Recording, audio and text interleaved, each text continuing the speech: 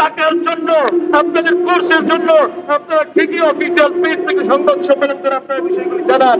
সুতরাং আমরা সুস্পষ্ট ভাষায় বলতেছি, আমাদের দাবি সুস্পষ্ট, আমাদের দাবি কৃষিবাদকে ঘিরে, আমাদের দাবি আমরা আজকে চলমান আন্দোলন এই প্রায় প্রায় 1 মাসের কাছাকাছি হচ্ছে। আমরা সবার কাছে বলছি, এখন জাতির আদালত, জাতির কাছে আমরা উপস্থাপন করছি। ভবিষ্যতে এই আন্দোলন কই যে দাঁড়াবে আমরা জানি না, কিন্তু একটা কথা স্পষ্ট করে দিতে চাই, আজ যদি তারা কোনো পদক্ষেপ নিতে ব্যর্থ হয়, আমি অন্তর্বর্তী সরকারকে বলবো, মহামান্য মাননীয় ধর্ম উপদেষ্টাকে বলবো, আমরা বৈষম্যের বিরুদ্ধে লড়াই করেছি, আমরা সামনের দেশ গঠন করার শপথ করেছি, আমরা ন্যায় ইনসাফের দেশের জন্য আমরা লড়াই করেছি। সুতরাং আপনারা কিন্তু জনগণের সরকার, আপনারা বৈষম্যের বিরুদ্ধে সরকার।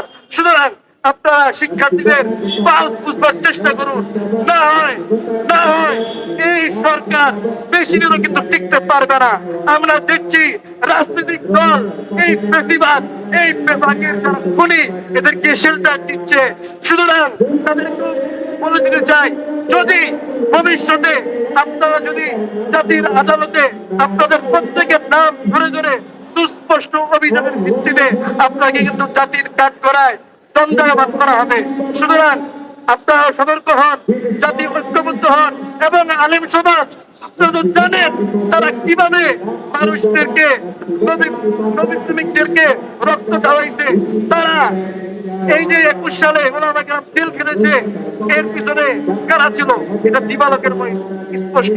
সুতরাং আমাদের এই ব্যানার থেকে আমরা স্পষ্ট করে দিতে চাই, আমাদের ভবিষ্যৎ প্রজন্মের জন্য হলেও আপনারা আমাদের পক্ষে কথা বলুন, আমাদের এই ব্যানারকে আপনারা সুসংগঠিত করুন। নাসরুম মিনাল্লাহি ওয়া ফাতহুন করিম। এখন